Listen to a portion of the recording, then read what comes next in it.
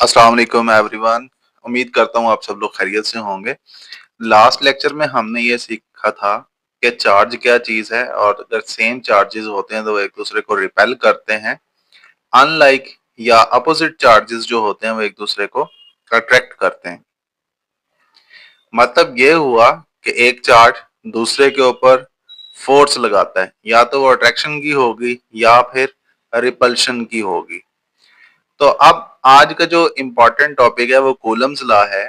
Coulomb's law हमें ये बताता है कि एक चार्ज दूसरे चार्ज के ऊपर कितनी फोर्स लगाता है, मतलब क्वांटिटी कितनी होती है, ये हमें सीखने को मिलेगा। तो इसके इंट्रोडक्शन में आपको ये पता होना चाहिए 1784 के अंदर चार्ल्स कूलम जो है ये फ्रेंच मिलिट्री इंजीनियर था। यहाँ पे लिखा नहीं हुआ फ्रेंच मिलिट्री इंजीनियर। तो इसने क्वांटिटेटिव फोर्स बताई थी बिटवीन टू चार्जेस और ये एक्सपेरिमेंटली इसने बताया था। अब हम कूलम्स लॉ को समझने की कोशिश करते हैं। अच्छा ये जरा देख लें, state and explain Coulomb's law. ये लॉन्ग बहुत रेयर ही आता है, लेकिन ये शॉर्ट क्वेश्चन बहुत इंपॉर्टेंट है कि आप डिफाइन करें कूलम्स लॉ क्या चीज है। तो उसमें आप क्या क्या लिखेंगे, देखें यहाँ पे दो चार्ज आपको नजर आ रहे हैं, ये Q1 चार्ज है और ये Q2 चार्ज है। First charge Q1, second charge is Q2, दोनों ही पॉजिटिव है। तो दोनों एक दूसरे के ऊपर रिपल्सिव फोर्स लगाएंगे, ठीक है। तो ये जो फोर्स लग रही होगी ये डायरेक्टली प्रोपोर्शनल होगी to the product of magnitude of charges. अब देखें F का मतलब यहाँ पे फोर्स है, इस साइन का मतलब डायरेक्टली प्रोपोर्शनल है।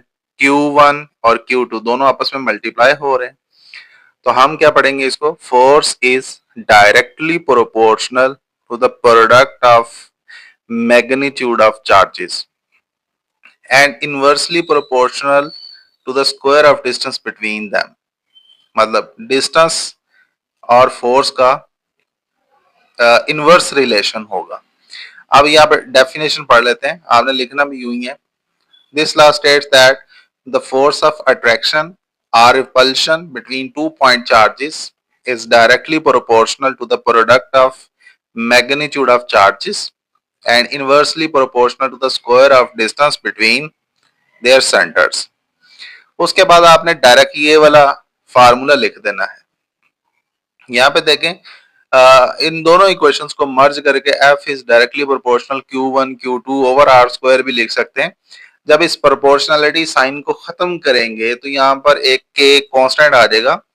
K यहाँ पे कूलम्स कांस्टेंट है और इसकी value 9 multiply by 10 raise to power 9 होती है। न्यूटन मीटर स्क्वायर पर कूलम स्क्वायर इसका यूनिट है।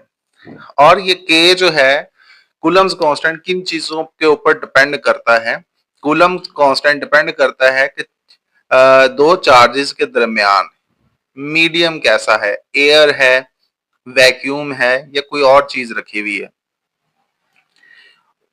एंड सिस्टम ऑफ यूनिट्स, मतलब जिस कौन से यूनिट्स के अंदर आप इसको मेजर कर रहे हैं, तो इस चीज के ऊपर डिपेंड करता है। अच्छा यहाँ पे एक क्वेश्चन मैंने लिख दिया हुआ है, what are the factors on which Coulomb's constant depend. तो मैंने अभी आपको दो बताए हैं, depend on nature of medium between the point charges and system of units.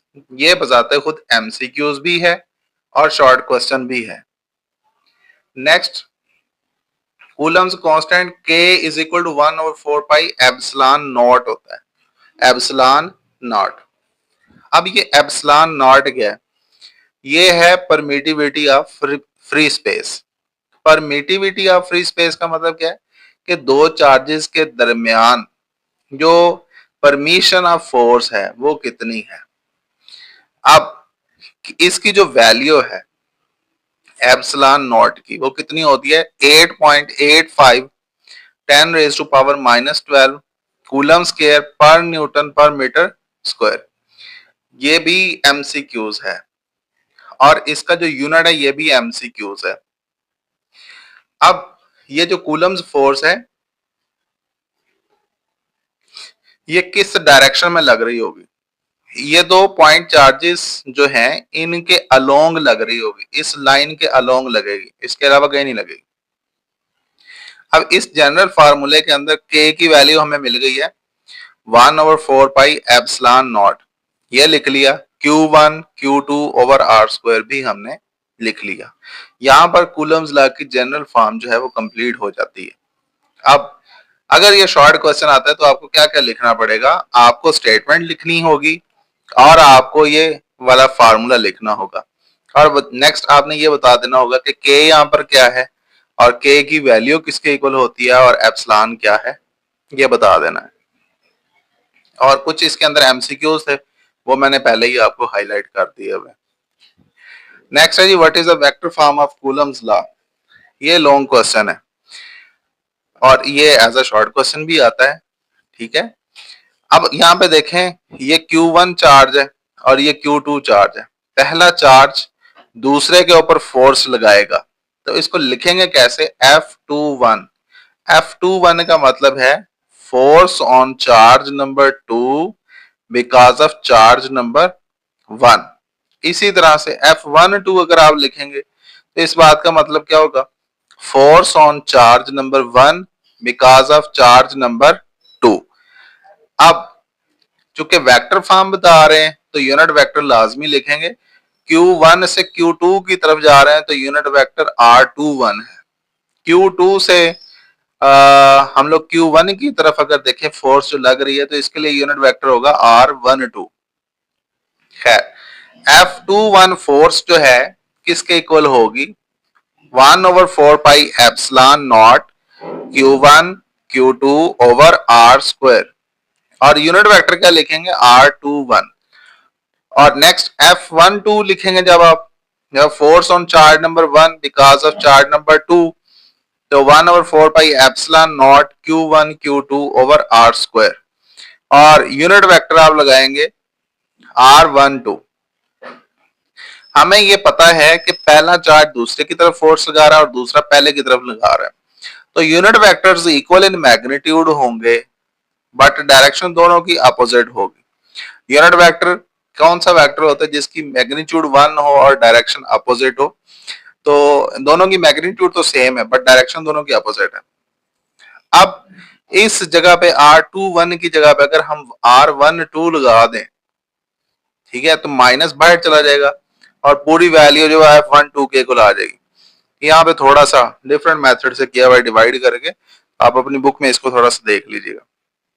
साबित ये करना था कि दोनों चार्जेस एक दूसरे के ऊपर इक्वल अमाउंट में फोर्स लगाते हैं बट डायरेक्शन दोनों की अपोजिट होती है। तो यहाँ पे एक एमसीक्यूज है, फर्ज करें आपके पास एक चार्ज वन जो है 5 माइक्रो कूलम हो या 5 कूलम का हो, दूसरा चार्ज आपके पास 1 कूलम या 1 माइक्रो कूलम का हो, तो दोनों में से ज्यादा फोर्स कौन सा लगा रहा होगा। बहुत सारे बच्चे चूज कर जाते हैं 5 कूलम को क्योंकि उनके माइंड में ये होता है कि ये चार्ज की वैल्यू बड़ी है तो ये फोर्स ज्यादा लगाएगा, जबकि ऐसा नहीं है। कूलम्स लॉ ये कहता है कि दोनों चार्जेस एक दूसरे के ऊपर इक्वल अमाउंट में फोर्स लगाएंगे। अब आप कहेंगे क्यों, क्योंकि हमने ये पढ़ा हुआ है force is directly proportional to the product of magnitude of charges. तो दोनों चार्जेस की प्रोडक्ट लेंगे, मैग्नीट्यूड की प्रोडक्ट लेंगे, उतनी फोर्स लग रही होगी दोनों के ऊपर। तो ऐसा नहीं है कि 5 कूलम वाला ज्यादा फोर्स लगाएगा चार्ज और 1 कूलम वाला चार्ज कम फोर्स लगाएगा, नहीं, बल्कि दोनों एक जैसी फोर्स लगाएंगे। अगर सेम चार्जेस हैं, मतलब लाइक चार्जेस हैं, तो फोर्स ऑफ रिपल्शन लगेगी। खैर, नेक्स्ट जो बात है वो ये है कि इसके दरमियान अगर हम खुद से कोई मीडियम रख देते हैं, दो चार्जेस के दरमियान वैक्यूम या एयर के अलावा हम कोई लकड़ी रख देते हैं जिसे इंसुलेटर कहते हैं आप, तो उसको अगर इंसर्ट कर दें तो उससे क्या होगा। तो ये एमसीक्यूज है। Presence of dielectric always reduce the electrostatic force. जो आपने खुद उसके अंदर मीडियम रखा है ना, उसको हम लोग डाई इलेक्ट्रिक कहते हैं। इंसुलेटर जो आपने रखा हुआ है उसे डाई इलेक्ट्रिक भी कहते हैं।